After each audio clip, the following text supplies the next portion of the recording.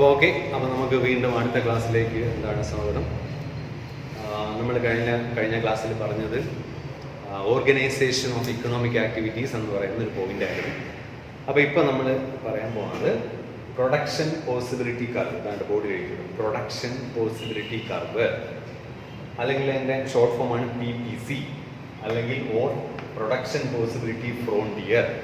അതിൻ്റെ short ഫോമായിട്ട് PPF എന്ന് പറയാം.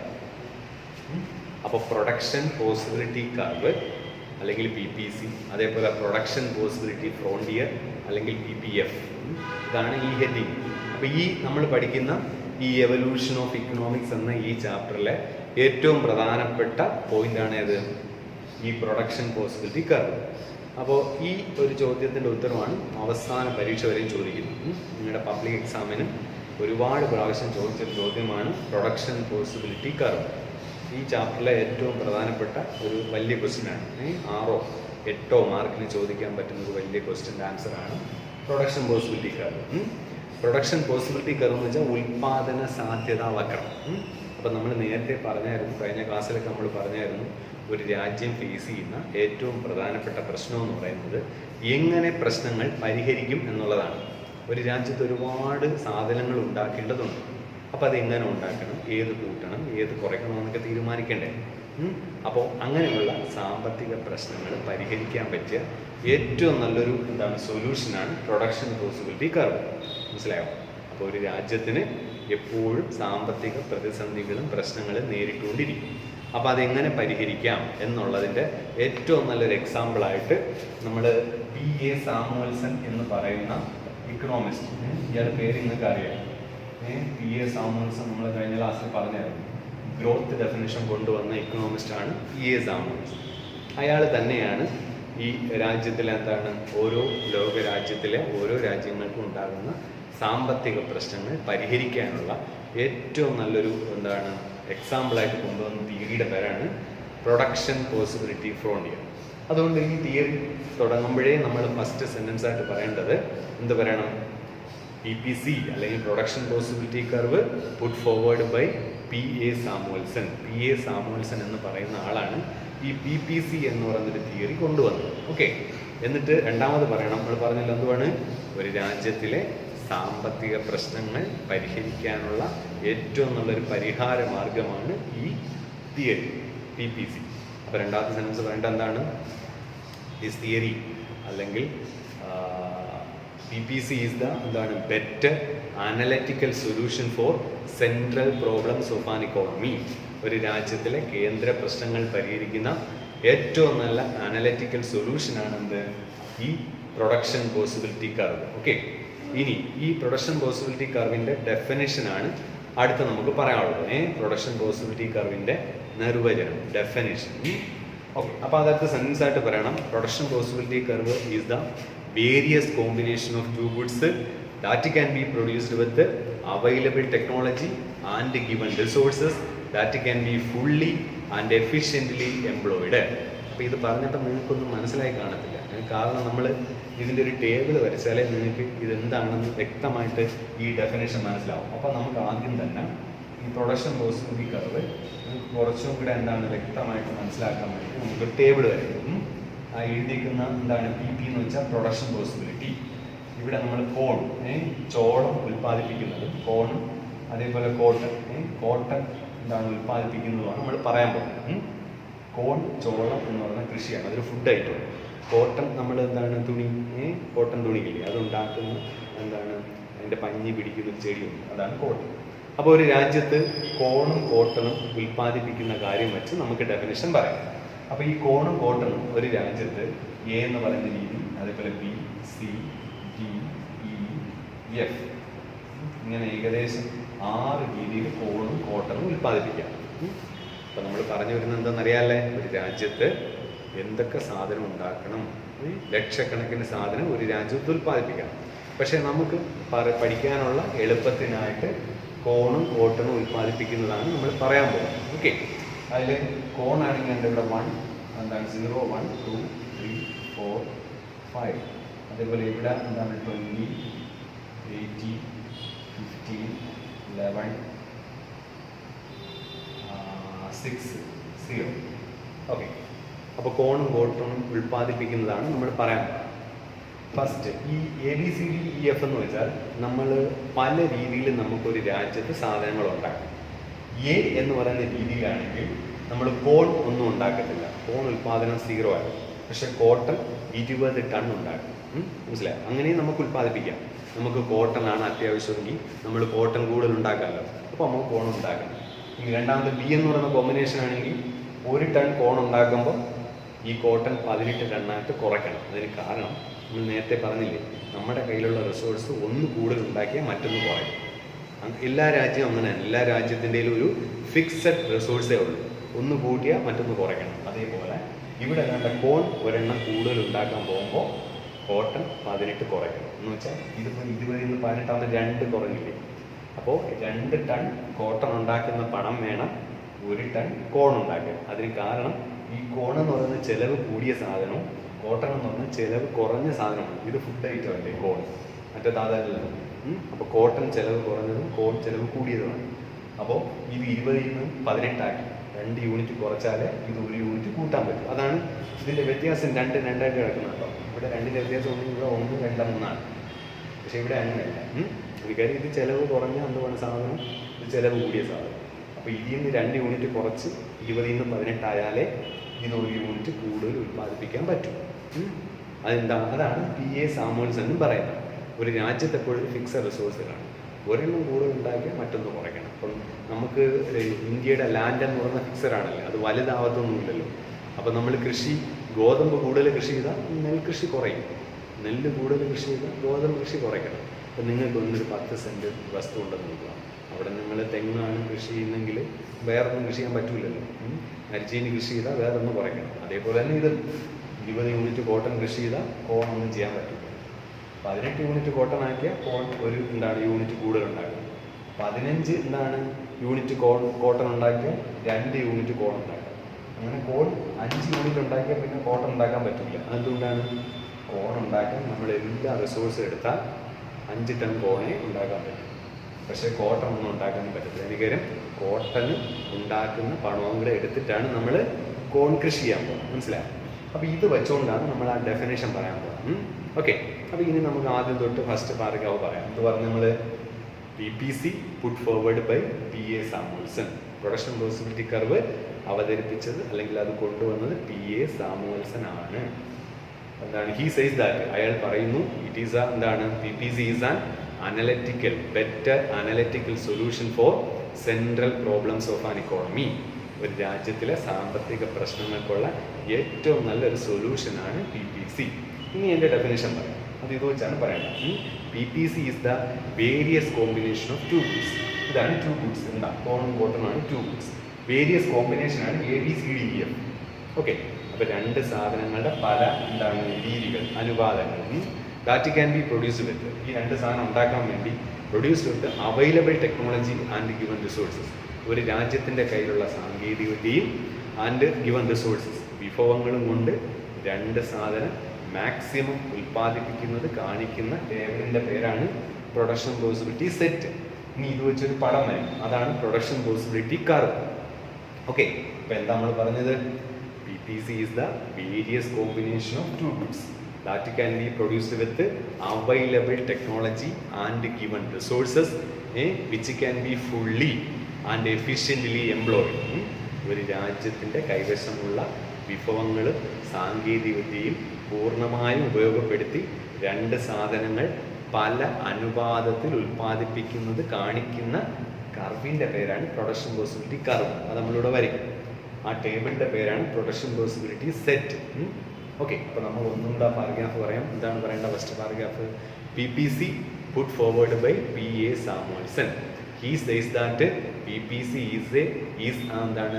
is a better analytical solution for central problems of an economy.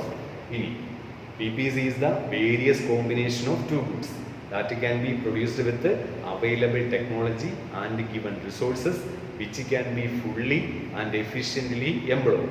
നമ്മുടെ കൈവശമുള്ള റിസോഴ്സ് എല്ലാം പൂർണ്ണമായിട്ടും ഈ സാധനം ഉണ്ടാക്കാൻ വേണ്ടി എടുത്താൽ ഇങ്ങനെ ഉണ്ടാക്കാമെന്നാണ് അവർ പറയുന്നത്. ഓക്കെ, അപ്പോൾ ഇതിൻ്റെ ഒരു കർവ് ഉണ്ട്.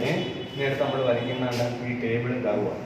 അപ്പോൾ ഫസ്റ്റ് ആ പാരഗ്രാഫ് എന്ത് ചെയ്യുക, നമ്മൾ പറഞ്ഞിട്ട് അതിൻ്റെ താഴെ PPC can be explained with the help of a table and diagram എന്ന് പറയും. എന്നിട്ടാണ് നമ്മൾ ഈ ടേബിളും ഈ ഡയഗ്രാമും വരയ്ക്കുന്നത് കേട്ടോ. അപ്പോൾ ഇത് ഫസ്റ്റ് ഇവിടെ ഈ combination A.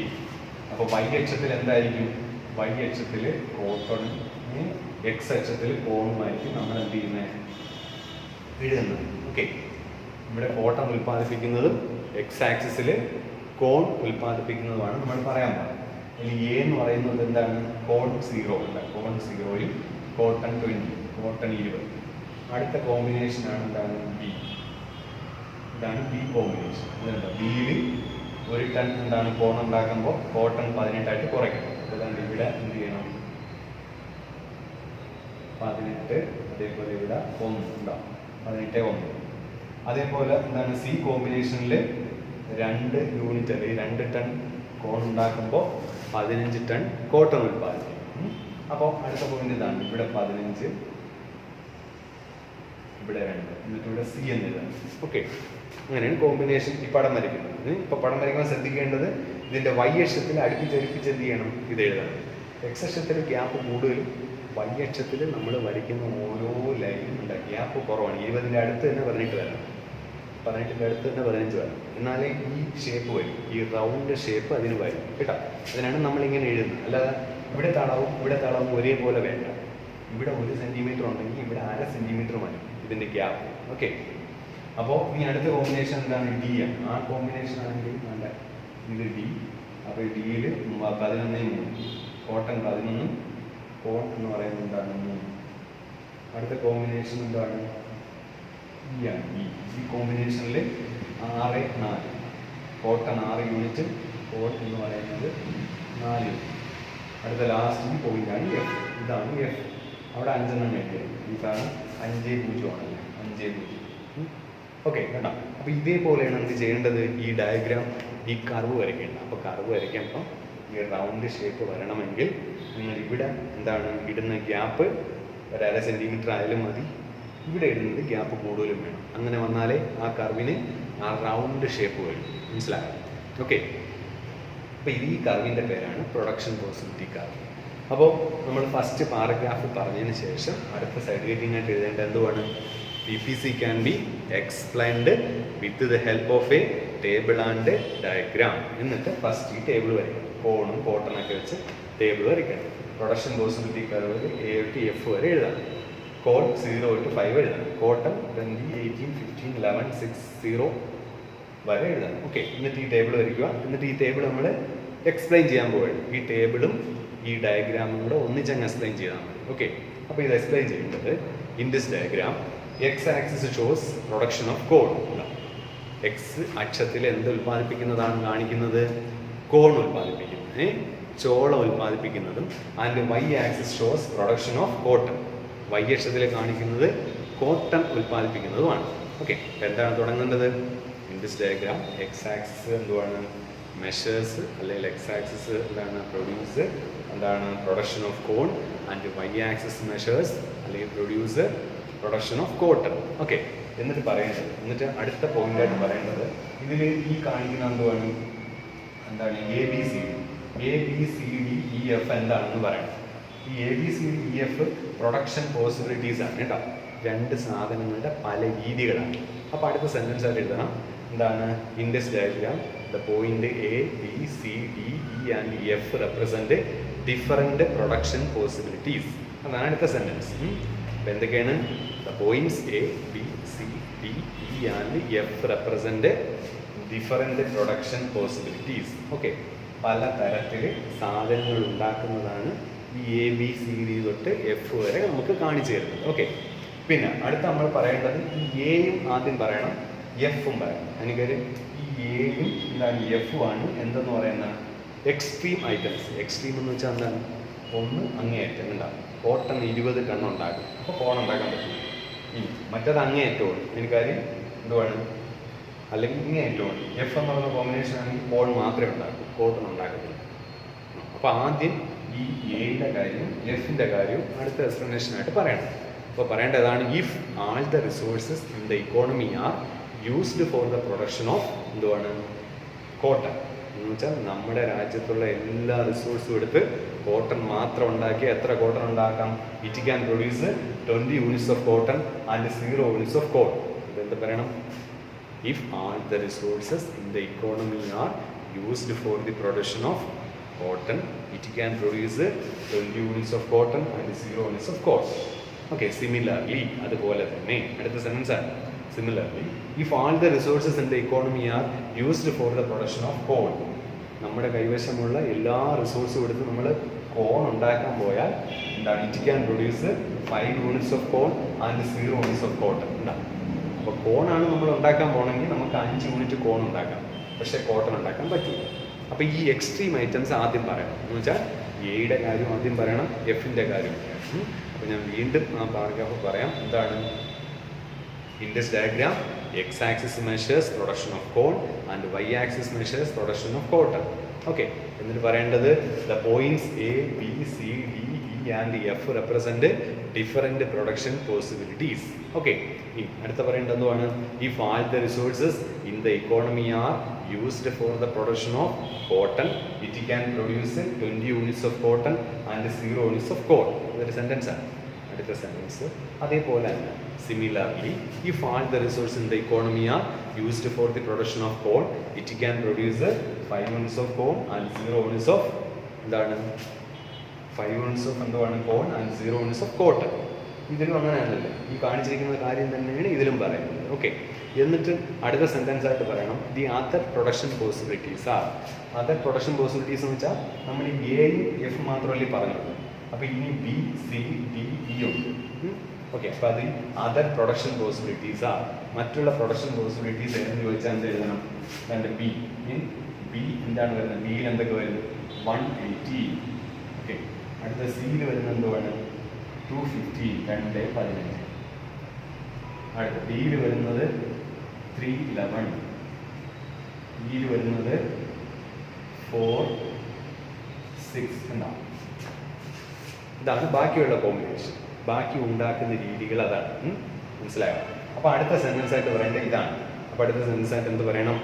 The other production possibilities R. മറ്റുള്ള പ്രൊഡക്ഷൻ പോസിബിലിറ്റീസ് ആണ് എന്താണ്? ബി 180, അതേപോലെ C 250, D 311 and E 4, 6 respect. Okay, അപ്പോൾ ഇത്രയും പോയിന്റാണ്. ഇനി അടുത്ത് പറയേണ്ടത് ഏതാണ് പ്രൊഡക്ഷൻ പോസിബിലിറ്റി കർവ് എന്ന് പറയാം. അതെവിടെ നിന്നാണ് തുടങ്ങുന്നത്?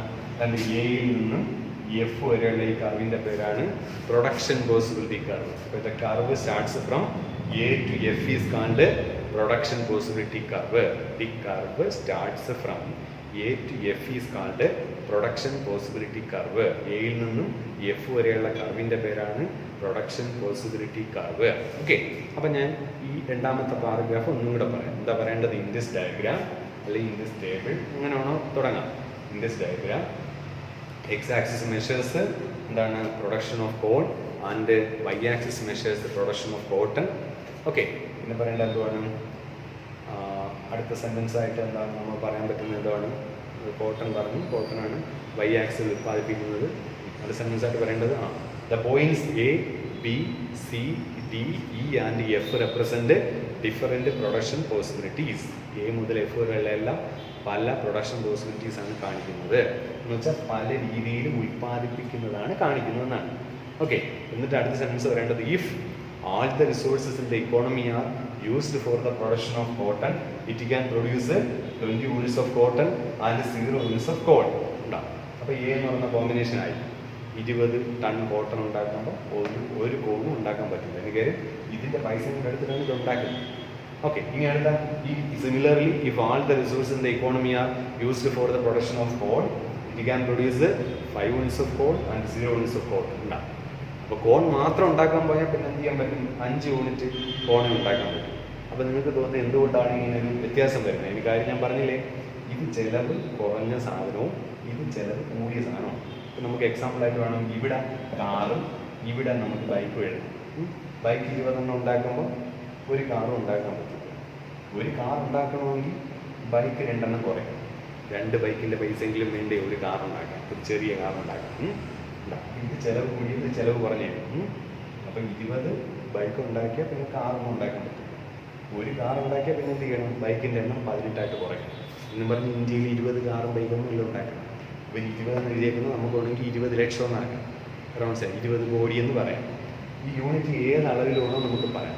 കിൻഡൽ എന്ന് പറയാം, ടൺ എന്ന് പറയാം, യൂണിറ്റ് എന്ന് പറയാം. മനസ്സിലായോ? ഇങ്ങനെ വേണോ നമുക്ക് പറയാം. ഇങ്ങനെ വേണോ ഇത് റെപ്രസെൻറ്റ് ചെയ്യാം. ഓക്കെ. അപ്പോൾ എന്താണ് നമ്മൾ പറഞ്ഞ ഈ all the resources in the economy are used for the production of coal. It can produce 5 units of coal and 0 units of coal. Okay. എന്നിട്ട് അടുത്ത് പറയുന്നത് എന്താണ്? The other production possibilities R. അതാണ് ഇത് B 180.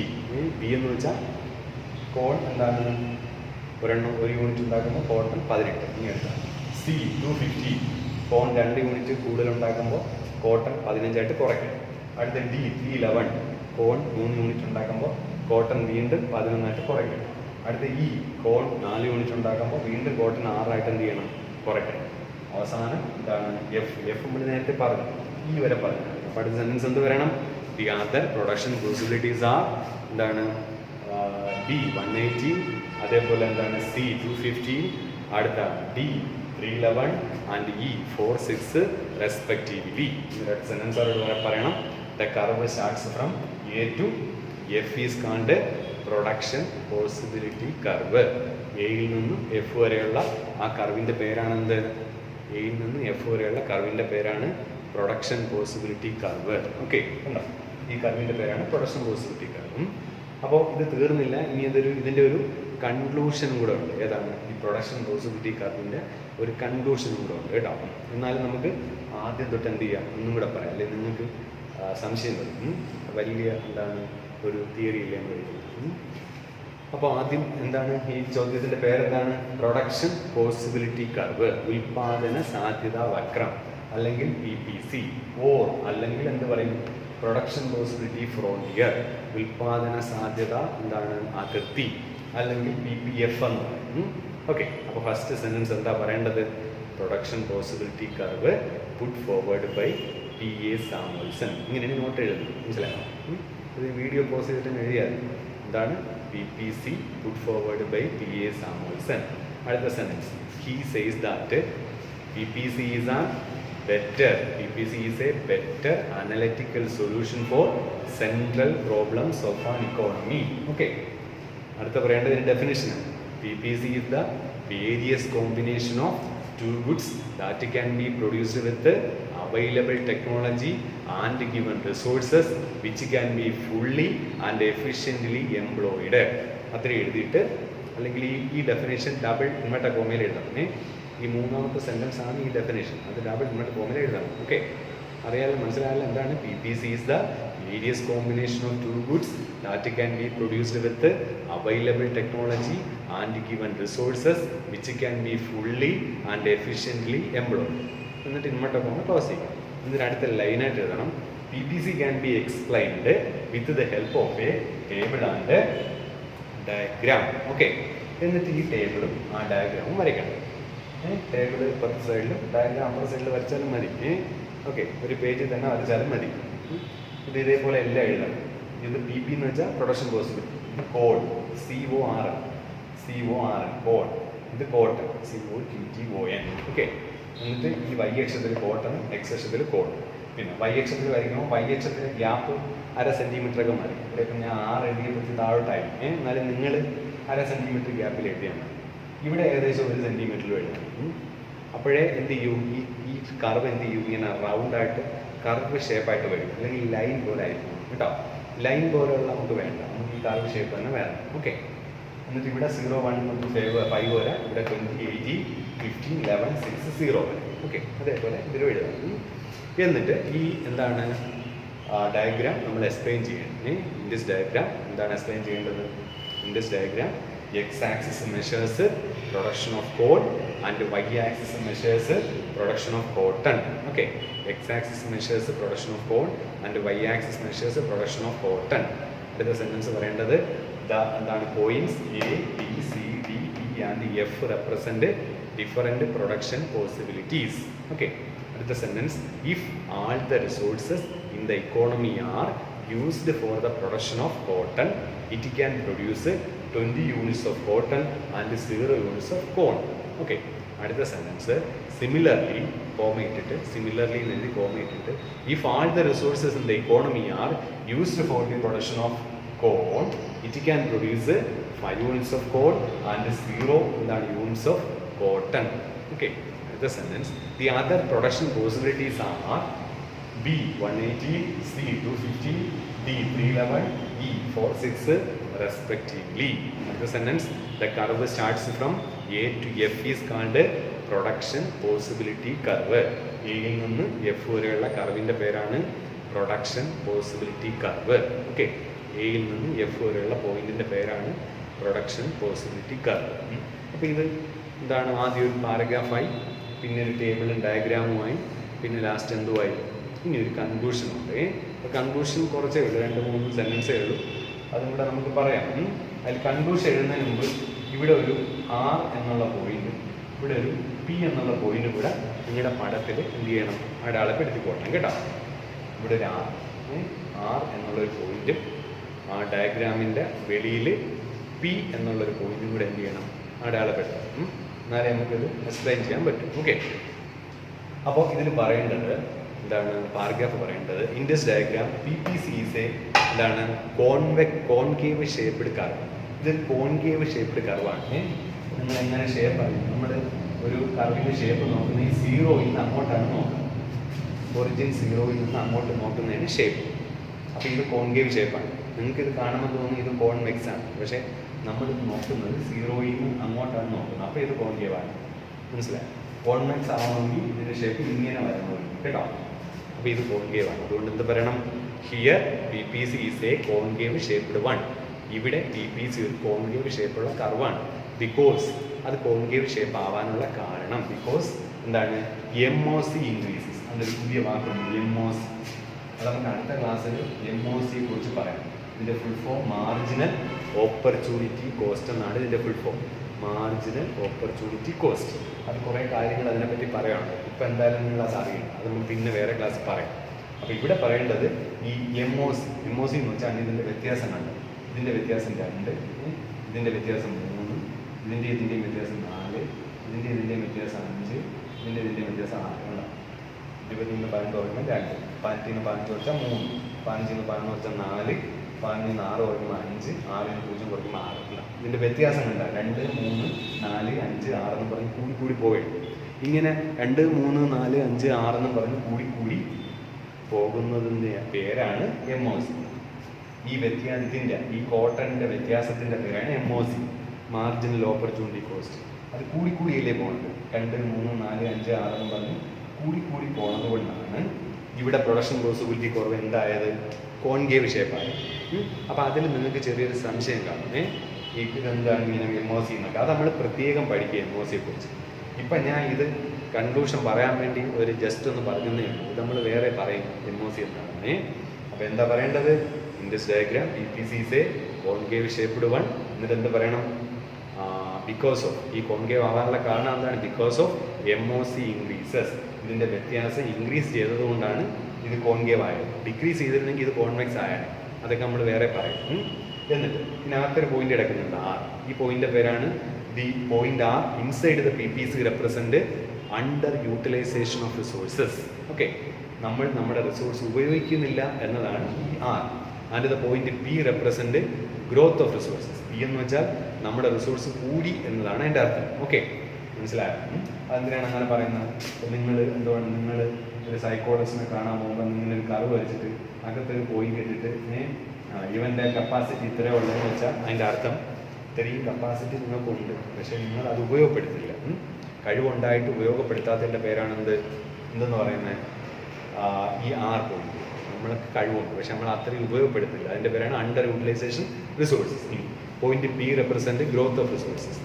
Point P represent growth of resources. അത് നമ്മൾ resource maximum ഉപയോഗിച്ചു. അപ്പോൾ കൺക്ലൂഷൻ എന്തൊക്കെയാണ് പറയേണ്ടത്, in this diagram PPC is a concave shaped one. Because of MOC increases, the point R inside the PPC represent underutilization resources, and the point P outside the PPC represent growth of resources. Okay, അപ്പോൾ ഇതിലുള്ള സംശയങ്ങളൊക്കെ നമ്മൾ അടുത്ത ക്ലാസ്സിൽ എന്ത് ചെയ്യും പറയും. അപ്പോൾ നമുക്കിപ്പോൾ ഈ ക്ലാസ് എന്താണ് വൈൻഡപ്പ് ചെയ്യാം. ഓക്കെ.